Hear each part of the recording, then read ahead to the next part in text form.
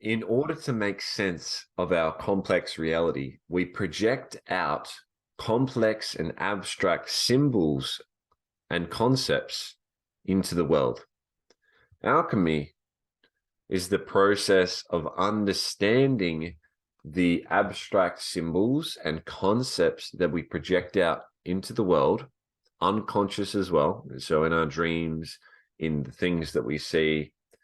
And alchemy started by a bunch of chemists, almost you think of them as spiritual chemists, who are trying to figure out all of the different energies that make up life and transformation and growth and value, right? So the alchemists were trying to find the chemical process in which to turn shit into gold, right? How can I turn a base metal into gold and make lots of money and find the value? So alchemists were on a spiritual journey to increase their own value. They were doing that through actual matter. And it gets a bit freaky, like really freaky. Like they use the urine of a young boy. They use, virgins. They use their own feces. They use, goats' penises. It gets really, really freaky. And it was a secret, like, underground club where it was only word of mouth, and it was only the only people who knew were the people who actually worked as an alchemist. You would get like an apprentice, and that was it. So like 2 people in a village would have all of the information about alchemy.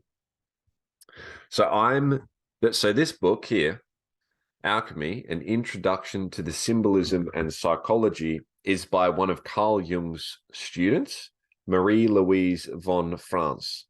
So the book is a collection of 9 different lectures, so transcripts, that Marie-Louise did in order to help students better understand the work of alchemy by Carl Jung. So it's easy to read, but it's hard to understand. So I'm just going to jump in and read a few different bits and pieces to try and help you understand the basic principles of alchemy and like what the fuck is this? So really, alchemy is the process of converting spirit and energy into matter, then creating some sort of process in order to balance out the matter so that we can get back to the ideal spirit, which is love, in my opinion. They don't say that, but they say gold, or how can we convert? What's the recipe in order to create gold? What's the recipe that's going to create the value? So the recipe is finding the balance. What is the balance between hot and cold, dry and moist, day and night? And there's all these. It really gets you to open your mind and think about what these symbols represent. And when you add the contrast of these symbols, what does it create? Because polarity and contrast creates tension and creates engagement in the world. If you're watching a movie, you want a hero and a villain. You want a problem and you want them to figure out a solution. If it's all bland, then it's like, ugh. So in order to get the value, get the gold is in finding the polarity, the fire and the water, the virgin boy and your feces, and combining them together and creating some sort of recipe that's going to create the next level, the gold. So here is a section from lecture 9 talking about the balance. In this connection, it says that the 14th stone or pillar in temperature, meaning a balanced temperament, of which it is said that it nourishes and keeps people in health, because when the elements are in a state of balance, the soul enjoys living in the body. But when they are at strife, it does not.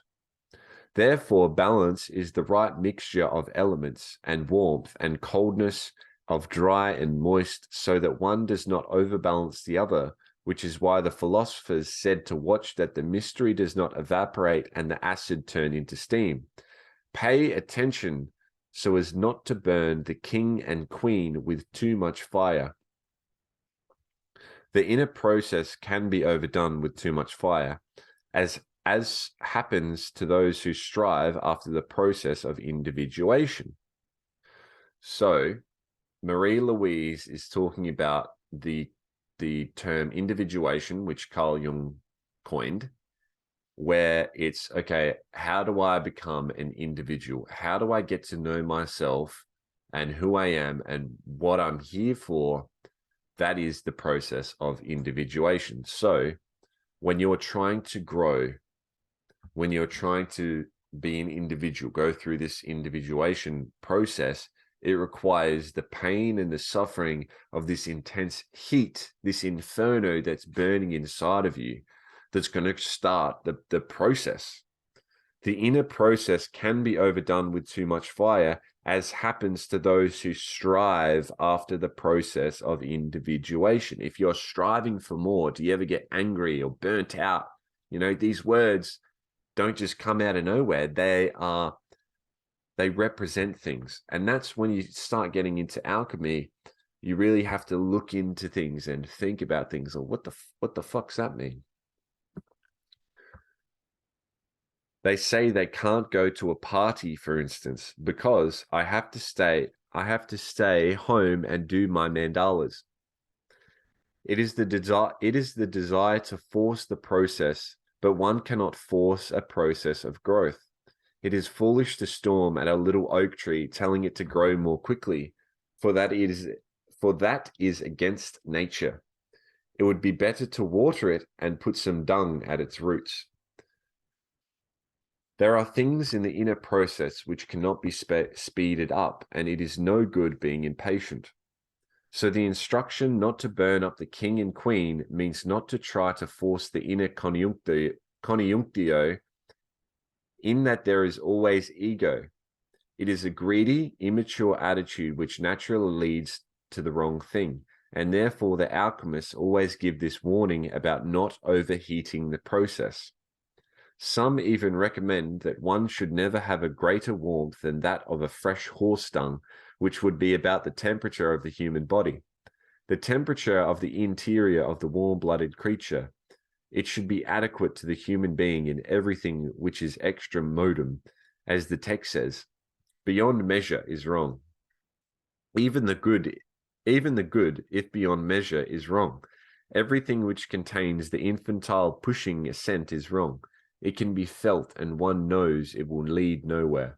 Even if the intention is good, there are stones of the house of wisdom. Those are stones of the house of wisdom. So it's really, breaking down all of the different emotions and cycles of growth into different symbols. So the Negredo, the black stage, is where you're depressed, where it's represented by a black crow. The Rubedo stage, the red stage, is represented by a red ruby, which is bright and colorful. And it's like, oh, wow, that's so beautiful. But I think it's very easy to look at a diamond or a ruby and be like, wow, must be easy for them. That looks so good. Like, that's beautiful. But we forget that the intense heat and pressure that the diamond had to go through in order to be so beautiful and bright and shine so brightly. So I am going to do more videos on alchemy. If you do want to learn about alchemy, I highly recommend this book. It is, like I said, easy to read, hard to understand. It just requires a bit of thinking. I would say, out of all of the books that I've read on alchemy, this is probably the most informative. So yeah, pick it up by Marie-Louise von Franz. More alchemy videos to come. Thank you for watching. Subscribe.